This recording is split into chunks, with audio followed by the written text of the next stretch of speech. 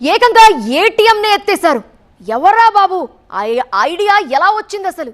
ఏటీఎంలో మోసాలు చూసాం కానీ మిషన్నే ఎత్తుకుపోవడం ఏంట్రా అని పోలీసులు పరేషాన్ అవుతున్నారు. దొంగల ముఠాలు ఎక్కడి నుంచి ఎలా వస్తున్నాయో తెలియదు.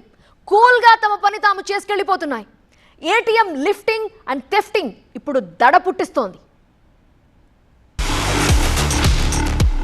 ATM auto teller machine. ఇది ఉండే సెంటర్లో సాయం చేసే మిషన్తో కస్టమర్లను బురిడీ కొట్టించే కేటుగాళ్లు కొందరైతే ఏటీఎంను బ్రేక్ చేసి క్యాష్ ఎత్తుకెళ్లే దొంగలు ఇంకొందరు.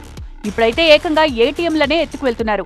విజయనగరం జిల్లా గంట్యాడ మండలం లక్కిడాం జంక్షన్ ఇది. ఈ సెంటర్లో ఉండే ఏటీఎంలోకి మనీ డ్రా చేసుకోవడానికి వెళ్తే లోపల మెషినే కనిపించలేదు. సీన్ చూస్తే చింద్రవంద్రగా పడుంది. దొంగలు ఏటీఎంను ఎత్తుకువెళ్లేందుకు శత విధాలా ప్రయత్నించినట్టు తెలుస్తోంది. అది వర్కౌట్ కాకపోవడంతో కేవలం క్యాష్ బాక్స్ తో పరారయ్యారు. స్పాట్ కు చేరుకున్న క్లూస్ టీం ఆధారాలు సేకరించారు. సీసీ ఫుటేజ్ ఆధారంగా దొంగల వేట ముమ్మరం చేశారు. అంతకుముందు అనంతపురంలో 4 నిమిషాల్లో ఏటీఎంను లేపుకెళ్లారు.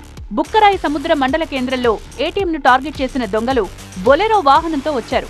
తాడును ఏటీఎంకు కట్టి బయటకు ఊడొచ్చేలా చేసి దాన్ని వాహనంలో వేసుకుని బుడాయించారు.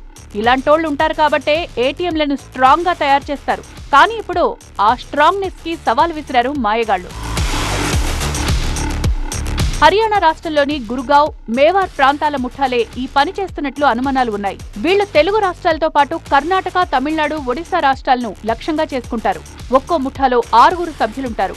ఇలాంటి ఒకేసారి 40 నుంచి 50 ముఠాలు వేర్వేరు వాహనాల్లో దక్షిణాదికొస్తాయి. స్పాట్ పెట్టి పనైపోగానే టోల్గేట్ల దగ్గర, హైవేలపై పోలీసులు తనిఖీ చేసినా దొరకకుండా జారుకుంటారు. కొన్నాళ్ల క్రితం మహబూబ్ నగర్ లోను సేమ్ సీన్. ఏటీఎం సెంటర్లో సీసీ కెమెరాలను ధ్వంసం చేసి గ్యాస్ కట్టర్ తో మెషిన్ ను కట్ చేశారు. అంతా ఇంతా చేసి దొంగలు ఎత్తుకెళ్లింది 2 లక్షల రూపాయలు. కానీ ఘటన ఏటీఎంలలో సెక్యూరిటీ లూప్ హోల్స్ ను బయటపెట్టింది. సెక్యూరిటీ గార్డుంటే దొంగలు ఇంతకు తెగించేవాళ్ల? సీసీ కెమెరాలు ఉండాల్సిందే, అలాగే సెక్యూరిటీ గార్డు కూడా ఉండాల్సిందే. జీతాల ఖర్చు దండగని అతి పొదుపు పాటిస్తే ఇలాంటి అనర్థాలే జరుగుతాయనేది పబ్లిక్ టాక్.